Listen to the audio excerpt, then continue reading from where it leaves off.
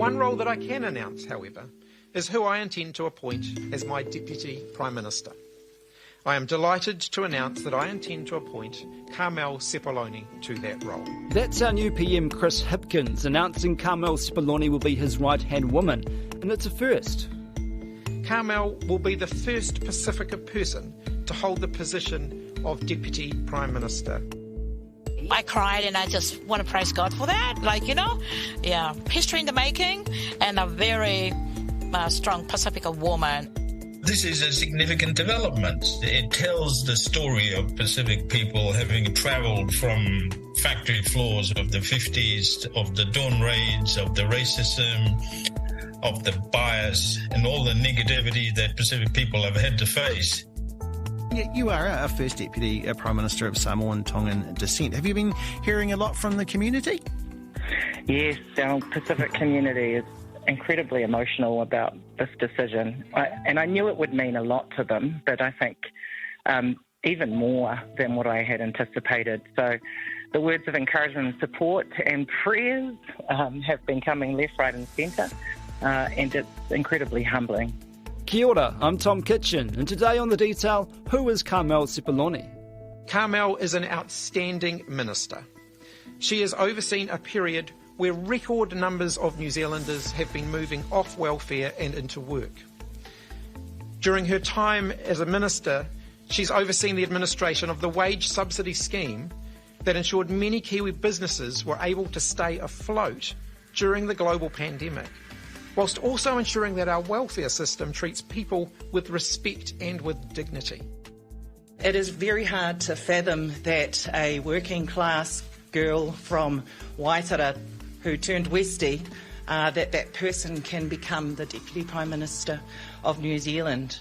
And now I get to back up the boy from the hut in that role. Of course, Sepuloni has another quality that makes her a good 2IC.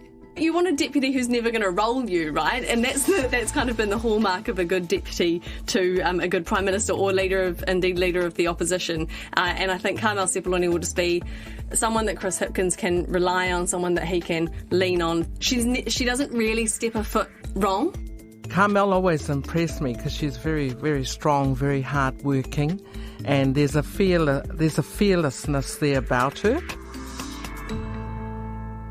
I'm going to be speaking to Lua Manaval Dame Winnie Laban, who paved the way for Sepuloni later in the podcast.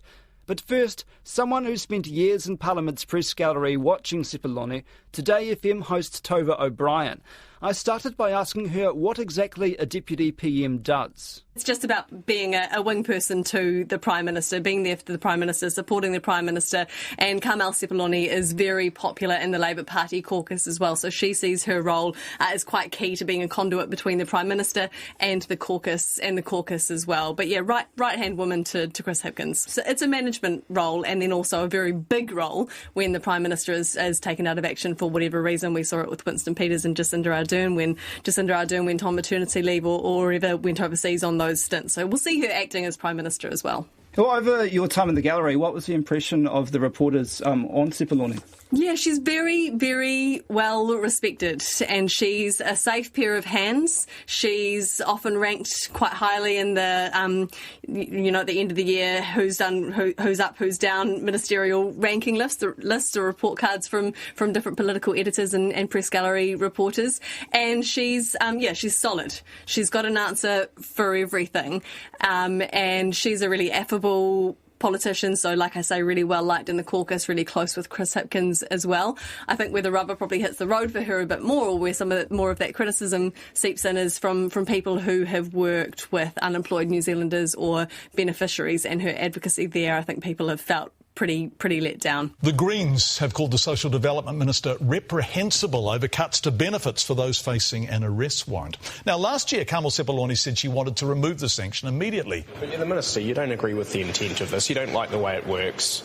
I mean, isn't this your job to get rid of it? There's lots of things that I'd like to fix. I'll use Sue Bradford's words, who's a former Green Party MP who's worked a lot with beneficiaries and unemployed New Zealanders, saying that she has just become an absolute puppet for the ministry and has driven home a lot of the ministry agenda rather than making transformational change. There are two sides to this. This Labour government has done, we saw record benefit increases. And the families package at the end of last year as well, that was a great nod to low and middle income New Zealanders, to families needing support during a cost of living crisis. But in terms of the Welfare Expert Advisory Group recommendations from 2019, so this was the big wholesale look under the hood at the welfare system in New Zealand, really thoughtful, meaningful recommendations, and there are 140 something detailed recommendations, none of which the government has fully implemented. The Child Poverty Action Group is dismayed the government is not moving fast enough to lift New Zealand families out of poverty. It's been nearly 2 years since government-appointed experts called for an overhaul of the welfare system. But a new report shows the vast majority of advice has not been taken up yet. And if you talk to beneficiary advocates and people who work with unemployed New Zealanders, the government hasn't gone anywhere near far enough. So they haven't really been transformational, they haven't fulfilled their promise in that regard? I don't think so. I talked to Susan St John from the Child Poverty Action Group, and there's a real frustration there in terms of the need for wholesale reform of the welfare system, and just starting with the basic principles and purpose of the welfare system in New Zealand. And not only that, I mean, the things that the government celebrates, I think, like the increases to benefits, those record increases to benefits in the blockbuster beneficiary budget in 2021, they don't keep up with wages. They barely keep up with inflation. Working for families has been under review for yonky donks. That was a promise of the government. A real frustration from beneficiary advocates is that now it's going to be kicked to touch as an election promise, so they're holding back the review. We don't know what it's going to be. They're going to wait for the next budget process, and then it will be something for Kiwis to vote on at the next election. It's just kicking the can down the road when there's a very real need right now, and I think that's been some of the criticism, invalid criticism, of Carmel Sepuloni in that role as Social Development Minister. How do you think she might compare as a Deputy Prime Minister to the likes of Grant Robertson, Bill English? I think the thing that they all have in common is that she will be this fiercely loyal deputy to Grant Robertson and Jacinda Ardern's coupling. I think there are similarities between her and Chris Hipkins. They're close friends. They get along really well. They're good sounding boards for one another, which is probably key to that role, right? Just having a person there that you can lean into, whose advice you trust and whose views you trust as well. So I think there's a similarity there. John Key and Bill English probably came with more differences, and that's why they were such a good pairing. John Key, slightly more the perception of affability and relatability. You know, you could just have a beer with him. Bill English, a really strong steward of the economy. Chris Hipkins and Carmel Sepuloni have probably got a few more similarities than those two did, but also she's going to be an absolute force for the Pacifica community as well, having a Pacifica woman in that role for the first time. That's going to play an important part, I think, in her reign as Deputy Prime Minister. We've heard lots of, good news stories about her being the first Deputy Prime Minister who's Pacifica, but there's a lot of pressure that's going to be on her too from that community. Do you think she'll be able to cope with that? Yeah, I think so. I think she will. She's got a good air within the community. She's got an enormous amount of respect from people in the Pacifica community that I've spoken to. So yes, there will be pressure, but already I think we've seen this government make strides in terms of its the Crown relations with the Pacific community in New Zealand. The apology for the Dawn raids was a really poignant, meaningful, and long overdue moment for the Pacific community, and that was driven by this government and the Pacific Caucus, of which Carmel Sepuloni is a big part. And I think, wasn't it just moving as well to hear her speaking about her background, to see other leaders in the Pacific community talking about having a Pacifica woman in that Deputy Prime Minister role, and that's something we should be proud of in New Zealand as well. It's great that we're actually seeing people, like she says, never thought a girl from Waitara whose father came to New Zealand in the 60s, was working in the freezing works, married a sheep farmer's daughter, take on that role as Deputy Prime Minister, and that's great for her, great for the Pacific community, but great for New Zealand as a whole, I think. Now to the woman who smashed the glass ceiling for Sepuloni. Kia ora, talofa lava, warm Pacific greetings. My name is Lua Manawao Winnie Laban, and I was the first Pacifica woman to get into the New Zealand Parliament and also Minister. Dame Winnie was an MP when Sepuloni was a newbie in Parliament. So, were they mates? Yes, because, as you know, you're all sort of Pacific and, it's a bit like rugby, really. You have your mates and your mix. And, of course, we were the old, well, I go slightly older. But Carmel always impressed me because she's very, very strong, very hard-working. And there's a fearlessness there about her. She's certainly coming across as quite emotional with being the Deputy Prime Minister. I mean, it's every immigrant's dream to have that role, but she's highly competitive too, and so I think the challenge for them this year with the election and the new leadership with her and Chris Hipkins is to get those messages out to the voting public and get that dialogue and debate going so that people can feel confident in who they're going to vote for. Okay, what are her personality traits? Some people say that she's quite imposing, I guess, when she comes in a room, in a good way. What would you say are some of her personality traits that lend her well to be our Deputy Prime Minister? Yeah. Well, she has a major presence physically. Not all of us were born to be toothpicks, Tom. Pacific people are tall and are largely big, and I shouldn't stereotype, but we are usually bigger than the average. But Carmel is a listener. Carmel reads her papers.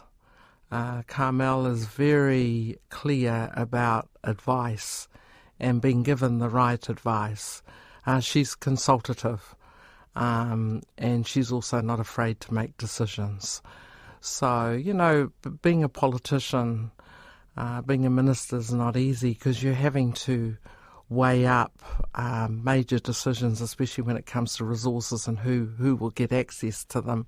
So it's important to have people like that that don't just rush in and want to follow their favourite thing. It's important that they do that.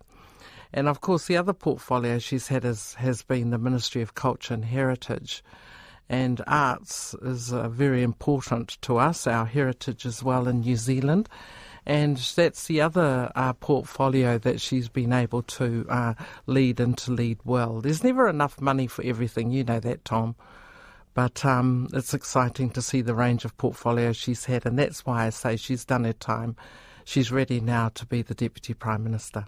So what's the significance of having a Pacifica person in that very top position? Well, we're quite an emotional community, and much as we try really hard to be rational and hard-skinned about things, it's incredibly touching considering New Zealand is a Pacific nation and she needs to embrace her identity much more so. Carmel's appointment is a realisation of a dream. Most of our population are young, they're New Zealand born, and they can see, gosh, if she can be there, I can be there too. And the importance of being able to see yourself in leadership is a large statement, and we're very excited. We're incredibly proud, and Pacific people are incredibly inclusive, Tom.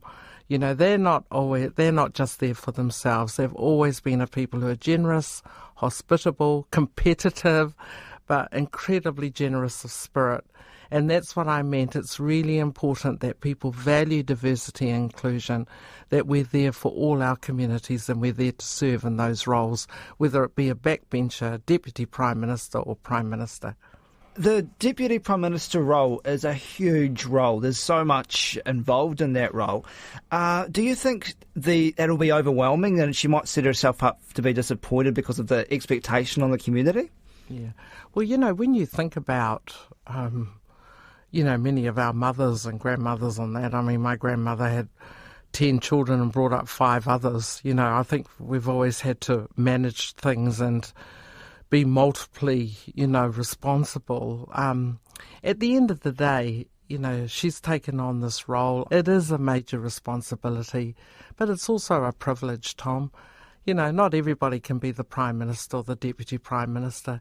You're called to serve. You've got an election to win. You've got lots more work to do, so just get on with the job. So when Chris Hipkins is away and overseas, she'll be the one standing at the podium, talking to the nation, talking to the journalists after the cabinet meetings. What will you think when you see her on that stage? Very proud and she knows that the world is watching her. So she'll rise to the occasion and she'll be prepared, because if you're not prepared, the media will eat you, eh? I have the privilege of being the first of Tongan descent, the youngest and the most recent member of the already robust Labour Party Pacific Caucus. My respects must go to our senior Pacific member and MP for Mana, Lua Manuvao Winnie Laban. With my father working at the Waitara Freezing Works, my mother working at the Swan Dry Factory, and later as a kiwi fruit picker and packer.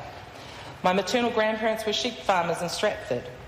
Growing up, I saw the most wonderful display of contrasting political views. So her maiden speech, she talked a lot about her family, and she sets out who she was. I think politicians, you want to know who they are, you want to know what they stand for, you want to know their background and where they're coming from on things. But then there have been things about Carmel Sepuloni's family which have been difficult for her to talk about. Her mother was in court over benefit fraud charges. But, you separate the politician from the sins of a mother, if you like.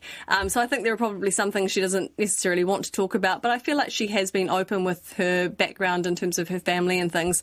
And I also just kind of listening to Chris Hipkins in that first speech he did as Prime Minister, or just before becoming Prime Minister, about his family and the boundaries that he was setting as well. And I think, we need to have respect for politicians in terms of the boundaries that they set for themselves. I think people know who she is, but she's also not caused too much of a splash for any great reason, and that's probably a very good thing for a politician. Well, there was a bit of splash over that carrot incident. Remember that? Her kid came in. Hang on a second, my son's just in the room. I'm doing it. I'm online. Sorry. I'm sorry, Tim. That's okay. That's okay. That's what family is all about, Minster. That's really awkward. So sorry. That's right. Yeah. So, viral moments, politicians. So we've got two meme ministers. We've got the meme Prime Minister, the Prime meme Minister, and we've got the Deputy Prime Minister. What do you think that says about New Zealand, that we have these kind of two Prime Ministers, as you say? I think people like relatability, don't they? They like to feel like they're being spoken to, being part of the conversation. And I think, right or wrong, there was probably a sense towards the end of the Prime Minister, the former Prime Minister Jacinda Ardern's leadership, that she was speaking to people. We were being told, rather than Chris Hipkins. I certainly took away from that first press conference that he did that he was speaking with us again. And so I think New Zealanders love relatability. We love that whole, like I said, going to go and have a beer with them, or you can imagine yourself at the barbie with them over summer and you feel like that they are working for you. It's being in touch, right? Being in touch and likeability is often what kind of separates the wheat from the chaff when it comes to who's a good Prime Minister, who's a good candidate for Prime Minister. It's probably a big work on for Luxon. Do you think she'll face much abuse? I mean, over the recent years, we've had a bit more increase in that kind of thing. Do you think that'll be an issue for her as a Pacifica woman? Yeah, sadly, I think any woman going into a role of leadership in Parliament at the moment is going to face abuse, and I wish it wasn't the case, but sadly I think she will face a level of abuse that we've been seeing recently. But I think her, like the Prime Minister and like other women in those roles, she won't be listening to it. She'll be listening to her caucus, she'll be listening to her whānau, she'll be listening to her friends, and she'll be taking soundings from the people that matter, not from trolls online. And if anything, if Jacinda Ardern's leadership, or these closing paragraphs of Jacinda Ardern's leadership have taught us anything, I really hope it's that we start taking the heat out of some of that stuff, and we have a much lower threshold for what we're willing to put up with as a society in terms of abuse levelled at politicians or anybody. Do you think that this is her getting ready to be Prime Minister one day, or do you think it's just a holding pattern in place for the election? Great question. I think right now her sole focus will be on Deputy Prime Minister. I take at face value what she said. But I think there are very few people that go into that building, of the 120 people that sit in that debating chamber, who don't think, just maybe I could do that job. So probably she has, and she will, no doubt. If Chris Hipkins goes overseas at all this year, which she'll have to do, she'll be the acting Prime Minister. Do you think she has a lot of ambition? Does she want to be in that top job? I think she has ambition, like every politician has ambition, but I don't think that's at all where her focus is right now. I think I take at face value the fact that she just looks really damn chuffed to have the Deputy Prime Minister job. I don't think Chris Hipkins has anything to worry about in terms of a coup. That's it for today. I'm Tom Kitchen. The Detail is supported by the Public Interest Journalism Fund. Today's episode was engineered by Flo Wilson. Our producers are Sarah Robson and Bonnie Harrison. And thanks to Tova O'Brien and Lua Manaval Dame Winnie Laban. Mā te wā.